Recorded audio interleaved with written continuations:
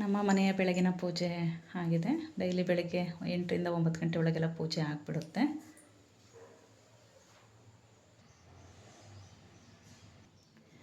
ನಾನಿಲ್ಲಿ ಇವತ್ತು ಒಂದು ಸಿಂಪಲ್ಲಾಗಿ ಮಾಡುವಂಥ ಆಲೂಗೆಡ್ಡೆ ಪಲ್ಯನ ತೋರಿಸ್ತಾ ಇದ್ದೀನಿ. ನಾನಿಲ್ಲಿ ಒಂದೆರಡು ಆಲೂಗೆಡ್ಡೆ ತೊಗೊಂಡಿದ್ದೀನಿ.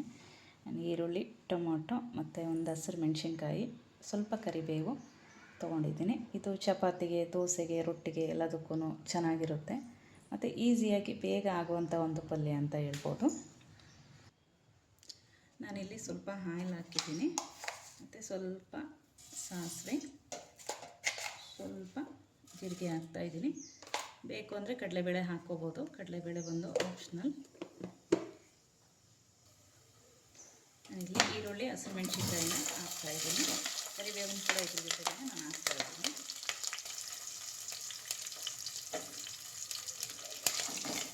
ಇದು ಸ್ವಲ್ಪ ಚೆನ್ನಾಗಿ ಫ್ರೈ ಆಗಲಿ.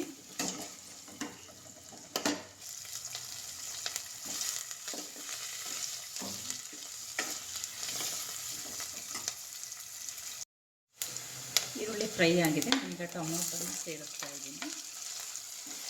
ಟೊಮೊಟೊನೂ ಕೂಡ ಸ್ವಲ್ಪ ಚೆನ್ನಾಗಿ ಫ್ರೈ ಆಗಲಿ.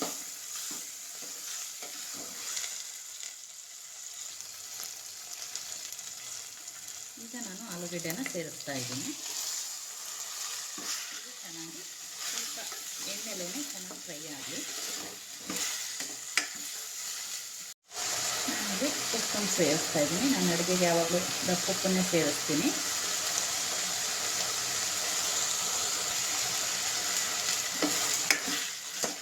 ಇದು ಚೆನ್ನಾಗಿ ಎಣ್ಣೆಲೇ ಒಂದು 2ರಿಂದ 3 ನಿಮಿಷ ಫ್ರೈ ಆಗಬೇಕು. ಆಗ ಆಲೂಗೆಡ್ಡೆ ಎಣ್ಣೆಲೆ ಆಲ್ಮೋಸ್ಟ್ ಬೆಂದೋಗಿರುತ್ತೆ.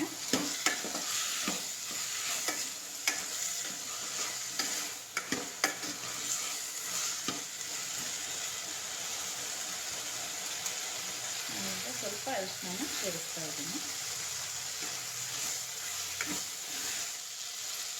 ಸ್ವಲ್ಪ ಒಂದು ಲೋಟದಷ್ಟು ನೀರನ್ನು ಸೇರಿಸ್ತಾ ಇದ್ದೀನಿ. ಚೆನ್ನಾಗಿ ಮಿಕ್ಸ್ ಮಾಡಿಬಿಟ್ಟು ಒಂದು 2ರಿಂದ 3 ನಿಮಿಷ ನಾನು ಮುಚ್ಚಿಬಿಟ್ಟು ಬೇಯಿಸ್ತೀನಿ.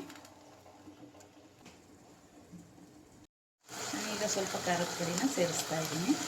ಇದನ್ನು ಚೆನ್ನಾಗಿ ಮಿಕ್ಸ್ ಮಾಡಿಬಿಟ್ಟು ಒಂದು 2 ನಿಮಿಷ ಬಿಟ್ಟರೆ ಆಲೂಗೆಡ್ಡೆ ಪಲ್ಯ ರೆಡಿ. ಆಲೂಗೆಡ್ಡೆ ಪಲ್ಯ ರೆಡಿಯಾಗಿದೆ. ಆಲೂಗೆಡ್ಡೆ ಪಲ್ಯ ರೆಡಿಯಾಗಿದೆ.